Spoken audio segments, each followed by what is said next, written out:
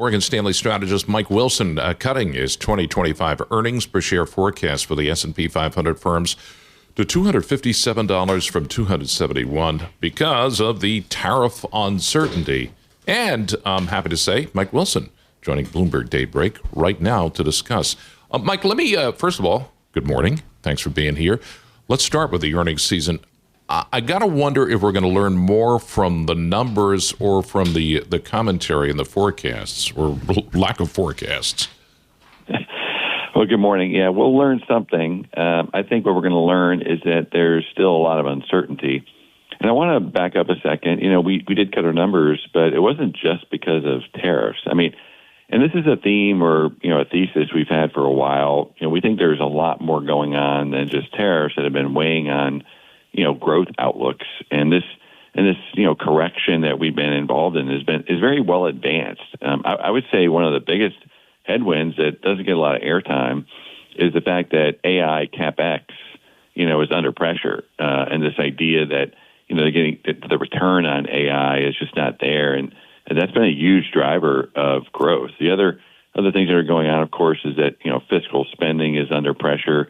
And then just the stock market itself, when it's correcting here, is putting pressure on asset prices in that wealth effect.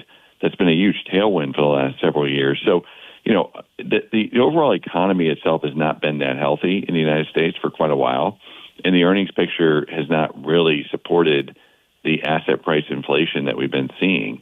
And of course, the Fed not cutting rates anymore. So there's a lot going on besides just tariffs. To me, tariffs are almost the last piece of the earnings, and that's why we decided to do it now, is like that's the cherry on top almost to this slowdown that's going on. And the question is, does that tip us over into a recession, right? So does the 257 look something worse?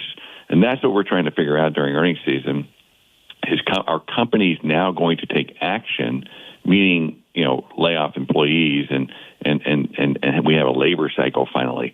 And I don't know if we're going to get clarity on that, but that's what I want to be looking for. And also on the policy front, tax cuts, because it sounds like in Washington, as these negotiations take place, looking for pay-fors, I'm not so sure this is a certainty that we're going to see corporate tax cuts. Well, that's right. I mean, I think what they're trying to negotiate with Congress now is really just an extension of the tax cuts that were put in place, I guess 7 years ago now. So I'm not anticipating additional tax cuts, but boy, if we don't get an extension on those tax cuts, that's going to really hammer earnings for next year in 2026. We heard the news this morning, China ordering its airlines not to take any further deliveries of Boeing. I got to wonder what goes through your mind as you see this across the tape and the daily flow of evolving trade policy. Does it provide any clarity or does it add to the swirl of uncertainty? It all seems very ad hoc.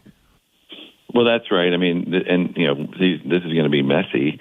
China clearly is not, bowing down in terms of, agreeing to everything that the United States wants. And that was always going to be the case, is that I think the tariffs on China were those never came off, even during the Biden administration. So that's just the one that's going to be the most contentious for sure. I mean, we're going to have negotiations with various countries over the next 90 days, and I don't think anybody expects China to come running to the table to negotiate. I mean, that was always going to be the most contentious one, and this is just more evidence of that. What's the message from foreign exchange in the bond market? Can we infer anything with respect to foreign capital inflows into the U.S.? Well, number one, I think it confirms what we knew at the end of last year, which is that foreigners probably have way too many assets in the United States to begin with. I think, and we're not the only ones talking about this, but when you look at the S&P 500 making up 70% of the MSCI Global, people talking about U.S. exceptionalism as if it was, preordained. That was going to happen inevitably. And I think this development is only accelerating that. Our work and, talking to dealers and everything else, suggests that we're not seeing outright selling of treasuries from foreign governments. But let's be clear, foreign governments have not been net buyers of treasuries for quite a long time. I think the movement in currencies is probably more a function of stocks. than it is treasuries. We have seen flows move from the United States to these other regions, particularly Europe, and back to China to some degree. Those have been the two biggest beneficiary of maybe U.S. asset prices coming down, and this idea of too much capital concentration in the United States. The question now is have we adjusted enough? Has that happened? Have we seen that? And I would just point out again that this process started really 3, 4, 5 months ago. And, we're probably a good way down that road.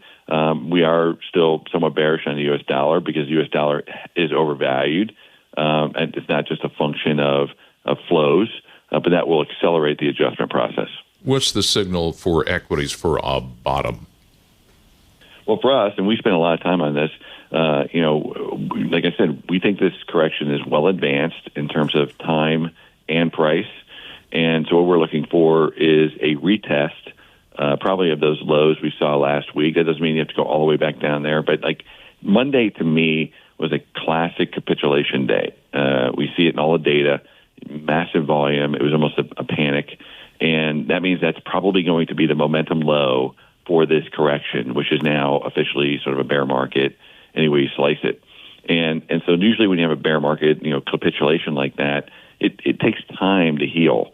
And so what we're looking for is sort of a backing and filling, choppy market for the next, month or two at least. Maybe it goes further than that. And then on a retest, we want to see lower momentum, and we want to see, certain things start to outperform at the bottom. And we're just not there yet. So we're prepared for another 30, 60 days minimum of high volatility and a lot of price movement. But I'm not in the camp that we still can't see something positive by the end of the year, where like we've had all the growth negative impacts now, and then the growth positive things that they're going to be doing start to show up at the end of the year. Okay. And the markets will figure that out, right?